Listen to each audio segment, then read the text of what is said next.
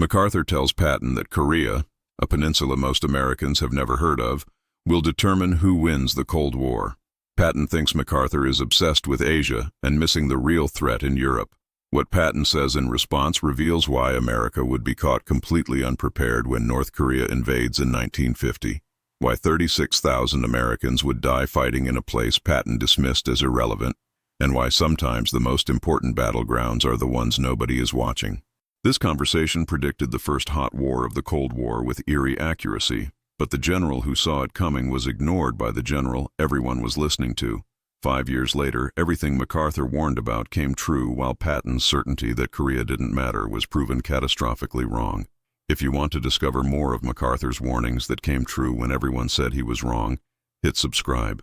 Douglas MacArthur understands Korea in 1945 in ways that almost no other American military leader does. He has studied Asian geography, understands Japanese colonial history, and recognizes that Korea's position between China, Japan, and the Soviet Union makes it strategically critical. When Japan surrenders and Korea is divided at the 38th parallel with Soviets occupying the North and Americans occupying the South, MacArthur immediately recognizes this as a recipe for future conflict. He begins warning anyone who will listen that Korea will become a flashpoint where Cold War tensions turn into actual warfare. MacArthur's analysis is sophisticated and based on multiple factors that most Western strategists ignore. First, Korea's geography makes it a natural invasion route. Throughout history, powers that control Korea can threaten Japan, China, or both. Japan colonized Korea precisely because leaving it under Chinese or Russian influence created an unacceptable security threat. Now, with Korea divided and the Cold War beginning, the same strategic logic applies. Whoever controls Korea gains enormous advantages in Northeast Asian power competition. Second, MacArthur understands that Stalin will not accept permanent division of Korea with a Western-aligned government in the South. The Soviet Union views Korea as part of its security sphere, similar to how it views Eastern Europe. MacArthur predicts that within 5 years, North Korea will invade the South with Soviet backing, attempting to unify the peninsula under communist control before the South Korean government can consolidate. This isn't speculation, it's pattern recognition based on how the Soviets are acting throughout their sphere of influence. Third, and most importantly, MacArthur sees that how America responds to aggression in Korea will determine whether communist expansion continues throughout Asia. If North Korea successfully conquers South Korea without serious American resistance, every pro-Western government in Asia will conclude that American security guarantees are worthless. Japan will question whether America will defend it. The Philippines will reconsider their alliance. All of Southeast Asia will see communist expansion as inevitable and unstoppable. Korea, despite its small size and poverty, will determine the credibility of American power throughout the most populous region of the world. When MacArthur presents this analysis to military and political leaders in 1945, most respond with polite skepticism. Korea seems like a minor concern compared to the massive challenges of occupied Germany, the threat of Soviet expansion in Europe, and the need to demobilize millions of American troops who want to come home. The idea that Korea, specifically, will determine the balance of global power seems like MacArthur's typical Asian obsession. He spent too much time in the Pacific and has lost perspective on what really matters. The real Cold War will be fought in Europe, not on some Asian peninsula nobody has heard of. George Patton's response to MacArthur's warnings about Korea exemplifies this dismissive attitude. Patton, focused entirely on Europe and the Soviet threat to Western civilization, cannot understand why MacArthur keeps talking about Korea. In Patton's view, Asia is a backwater that should be left to Asian powers to sort out. American strategy should focus on Europe, where industrial capacity, political stability, and cultural affinity make conflict genuinely important to American interests. Korea is just another former Japanese colony with no strategic value beyond local Asian politics. What happens there cannot possibly matter to the global balance of power. Patton's dismissal of Korea as strategically irrelevant reflects a broader Western inability to see Asia as anything more than peripheral to global affairs. For Patton, as for most American and European leaders in 1945, the world's center of gravity is the Atlantic region connecting North America and Europe. This is where industrial power concentrates, where democratic governance exists, where Western civilization faces its existential challenge from Soviet communism. Everything else, including all of Asia, is secondary theater that doesn't merit serious strategic attention or resource allocation. When MacArthur tries to explain why Korea specifically matters, Patton's response reveals how completely he misses the point. Patton argues that Korea lacks industry, lacks natural resources, lacks modern infrastructure, and lacks political importance. Its population is poor and uneducated. Its military is negligible. Its economy produces nothing that matters to global trade. By every metric Patton uses to evaluate strategic importance, Korea is worthless. Therefore, in his framework, what happens in Korea cannot affect the global balance of power. American soldiers should not be stationed there. American resources should not be committed there. And American strategy should not consider Korea as anything more than a minor colonial administrative problem. The fundamental error in Patton's thinking is that he evaluates strategic importance based on economic and industrial factors while missing political and symbolic significance. He's right that Korea, in 1945, has minimal economic value. But MacArthur understands that in Cold War competition, political symbolism and credibility matter more than industrial capacity. If communist forces can successfully invade and conquer a country that America claims to protect, the psychological and political impact throughout Asia will be enormous regardless of Korea's economic irrelevance. Patton is thinking like it's still World War II, where industrial production determined outcomes. MacArthur is thinking about Cold War, where political will and credibility determine which side gains allies and which side loses them. The personal dynamic between Patton and MacArthur shapes this disagreement in important ways. Both men are supremely confident in their own judgment and dismissive of perspectives they don't share. Patton sees MacArthur as an Asian specialist who doesn't understand global strategy. MacArthur sees Patton as a European-focused general who doesn't understand that global power is shifting eastward. Neither is inclined to defer to the other's expertise because neither believes the other has superior strategic insight. When MacArthur warns about Korea, Patton hears the obsessions of someone who has spent too long away from the real centers of power. When Patton dismisses Korea, MacArthur sees the blindness of someone who cannot imagine that Asia matters. Tragically, Patton dies in December 1945 before he can see whether his dismissal of Korea proves correct or whether MacArthur's warnings were accurate. His perspective is frozen at the moment of maximum American power and maximum confidence that European strategy is the only strategy that matters. He never lives to see North Korea invade South Korea in June 1950. He never sees American forces nearly pushed off the Korean peninsula.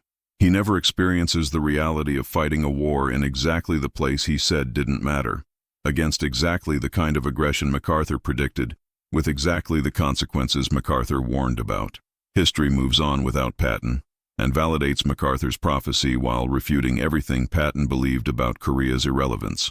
June 25, 1950. North Korean forces cross the 38th parallel and invade South Korea in exactly the scenario MacArthur predicted 5 years earlier. The invasion catches American leadership almost completely by surprise despite MacArthur's repeated warnings. The South Korean army, undermanned and poorly equipped because Korea was considered strategically unimportant, collapses within days. Within weeks, communist forces control almost the entire peninsula, except for a small perimeter around the port city of Pusan. Everything MacArthur said would happen is happening exactly as he described. The American response demonstrates how unprepared the country is for conflict in Korea, precisely because leaders like Patton dismissed it as irrelevant. American forces stationed in Japan are occupation troops, not combat units ready for war. They lack proper equipment, training, and leadership for the kind of fighting that Korea requires. When they're rushed into combat to stop the North Korean advance, they suffer immediate defeats because nobody planned for this war in this place. The strategic dismissal of Korea as unimportant translates directly into tactical disasters and American casualties. MacArthur, now commanding American forces in the Pacific, watches his 5-year-old predictions come true with grim vindication. He understands better than anyone that this war is about more than Korea itself. If North Korea successfully conquers the South, communist movements throughout Asia will be emboldened. If America fails to defend South Korea, every nation that relies on American security guarantees will question American credibility. The stakes are exactly what MacArthur warned about. Korea determines whether communist expansion in Asia can be stopped or whether it will continue until all of Asia falls under Soviet or Chinese influence. The most dramatic validation of MacArthur's warnings comes with Chinese intervention in November 1950. MacArthur's successful Incheon landing reverses the war and drives North Korean forces back toward the Chinese border. When MacArthur's forces approach the Yalu River, China intervenes with massive forces exactly as MacArthur predicted someone would if the peninsula was threatened with unification under hostile control. The pattern MacArthur described in 1945, where Korea's geography makes it a flashpoint for great power competition, plays out exactly as he said it would.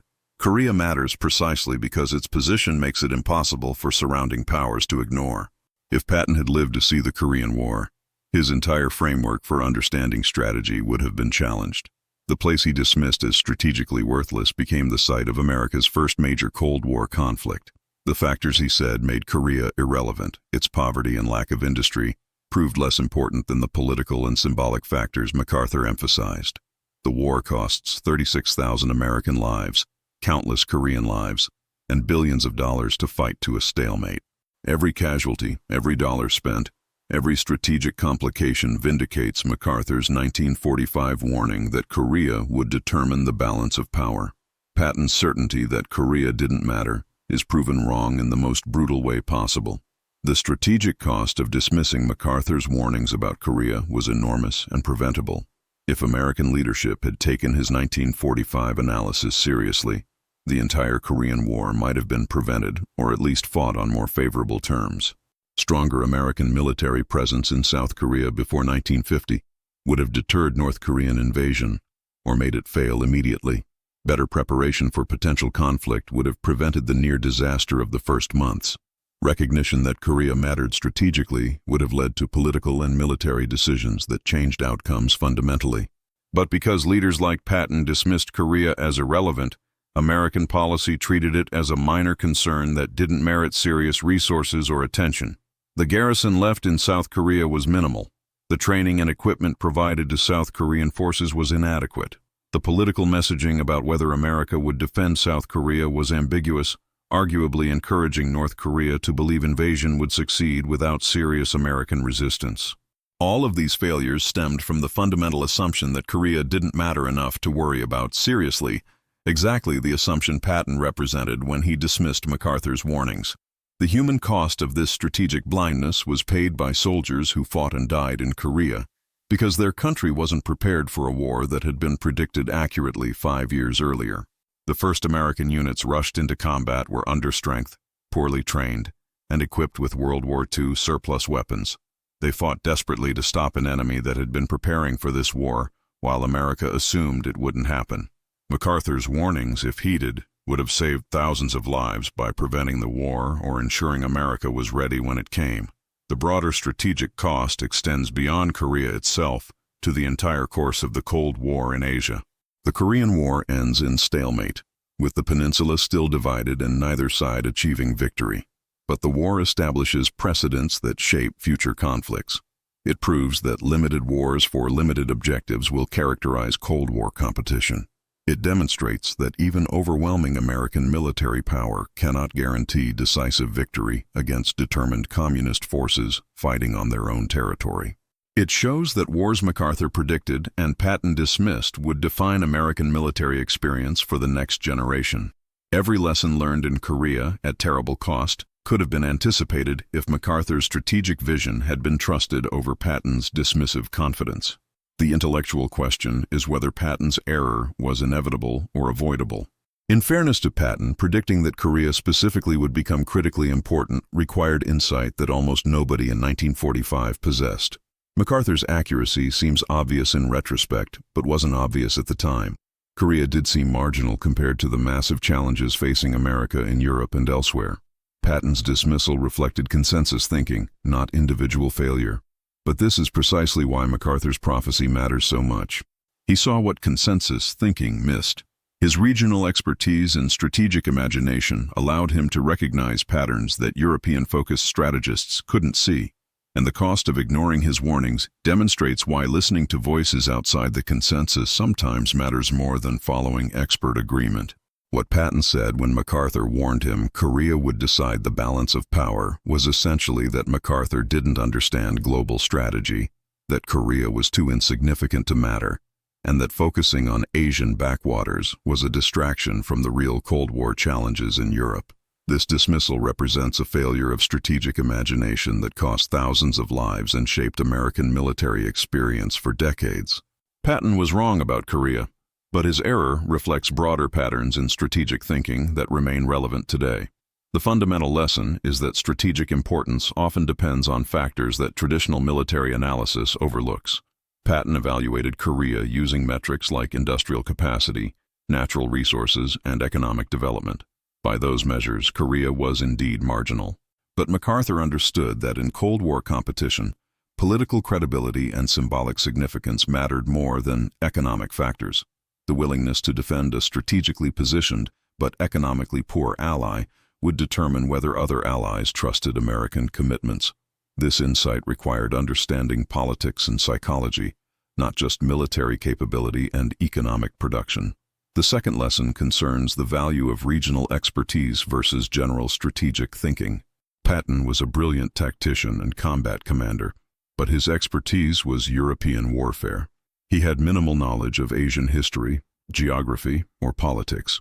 When he dismissed MacArthur's warnings about Korea, he was essentially declaring that general strategic principles mattered more than specific regional knowledge. MacArthur's deep understanding of Asia allowed him to see patterns and predict outcomes that general principles missed.